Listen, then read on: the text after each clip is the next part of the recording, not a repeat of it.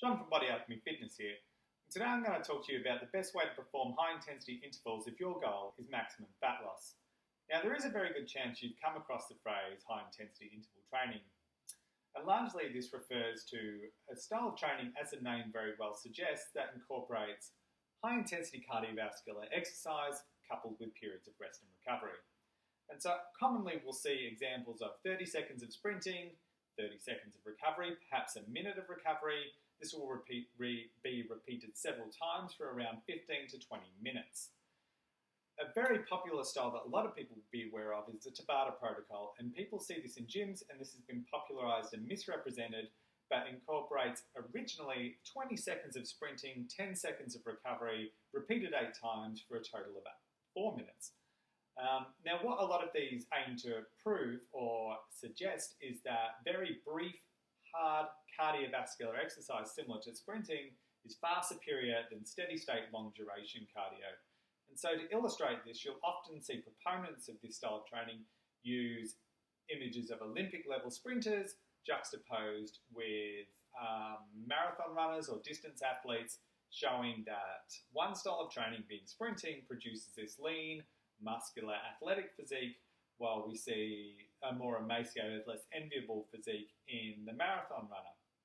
Now, it would be great if the way that high intensity interval training is typically performed was the way that sprinters actually train, but it's not. In fact, they train a little bit differently. I won't say completely differently because there is some elements to it, but they do something different, and if you want to get the same effects that they're getting, you need to borrow this style of training as well. So where the limitation in more common types of high-intensity interval training lies is the incomplete rest periods.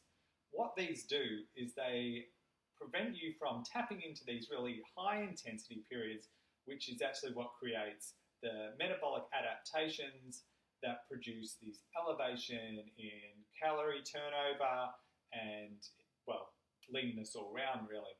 And so to get that, we're really looking at a period of recovery which is much longer. Now that might sound counterintuitive because when you're doing the high intensity interval training, as you might commonly see, it feels like you are doing a lot of work. The problem is it's very hard to improve that because as fatigue sets in, it's very hard to see where the improvement needs to come and which are your stronger intervals. More to the point, you're not consistently hitting that high intensity, which is where the results are. So as a general rule of thumb, and I'll give you some broad parameters here so you can get started straight away, and I'll give you some examples of ways you can do it as well. I like a 10 to 30 second all-out sprint. And when I say all-out, I mean all out for you. So if a fast-paced walk up a hill is 100% for you, that's where you need to start. If you're a more advanced athlete, then you'll probably look at something quite different. But 10 to 30 seconds should be the time frame that you look at using. And the recovery period, and this is the important point, should be at least 6 times that. So for every second you sprint, you should be resting 6 times. 6. Now this is a broad starting point. It might actually need to be longer, but it should never be less.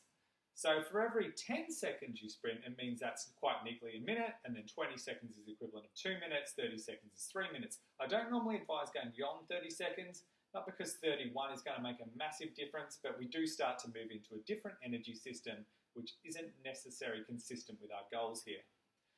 I'd start with 6 sprints using those parameters and build up over a period of around 4 to 6 weeks to around 12 sprints, making sure that the intensity is always consistent in those sprints.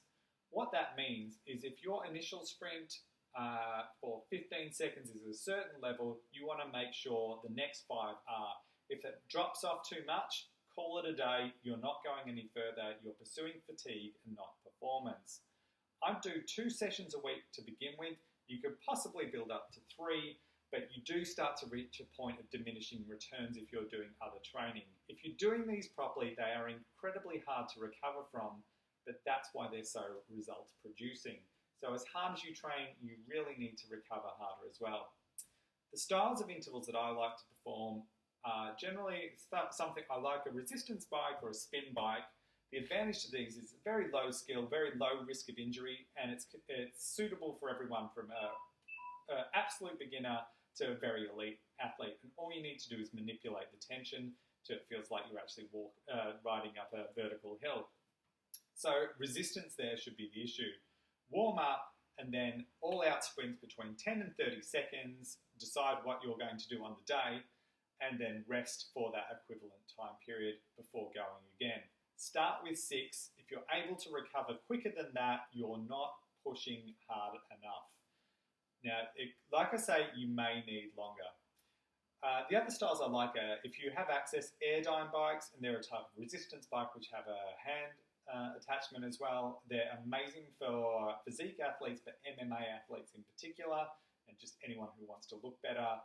I do like dead mill sprints, which you'll need to YouTube that. You use a treadmill for it, but they're brilliant. They very much mimic the effect of a prowler or a sled push, which you'll find in most CrossFit gyms. They're becoming a little bit more accessible, and the absolute gold standard, as far as I'm concerned, is a hill sprint. Now, these won't be appropriate to everyone, but if you can do them, the results are absolutely ridiculous. Now, the advantage of doing the hill sprint over a flat sprint is that the hill itself reduces the risk of injury, and part of this is because it slows you down. The other part of it is it pushes you into more natural and more effective sprint mechanics. And sprinting is very different from jogging, or running. It is a completely different thing. It's as different to, it may as well, jogging is more similar to a protracted fall than it is to sprinting. So if you want to get some massive effects out of it, I would definitely suggest doing those. You will need to monitor your recovery quite carefully with those though as well. Start with 2, 6 sprints per session, building up in volume, trying to increase the intensity in every session, because if you're not improving, your body has no reason to change. You must remember, your body, like it or not, is quite conservative, and you do need to give it you need to take it to a place it hasn't been before, and this is what that style of training will do. Now, I've written a program recently which is very accessible. It has a lot more information about this and some more things about recovery protocols. You can find it on my webpage, which is www.bodyalchemyfitness.com. If you would like some more information, you can put some comments below, or you, by all means, contact me by my webpage or my Facebook page. I'm always happy to share more information. I hope this helps you achieve your goals, and I'll talk to you very soon.